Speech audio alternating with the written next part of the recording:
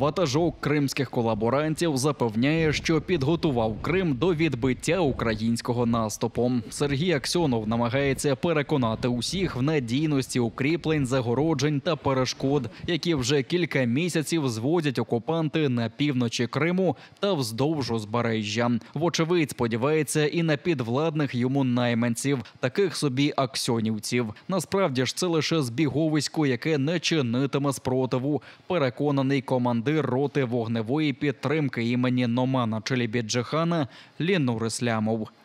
Алкаши, проходимцы, конечно, это бывшие стоянщики, там каких-то там эти подворотнях, там подметающие люди, выпущенных с тюрьм. Это не войны.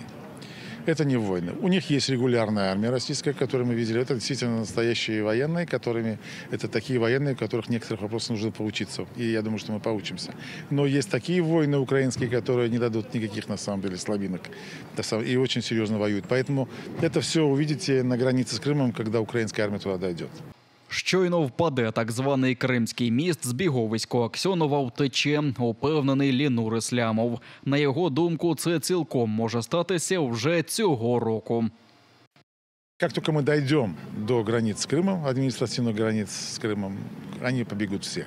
Буду я к этому времени не буду, но Крым будет обязательно освобожден именно таким мирным путем, потому что некому будет его защищать.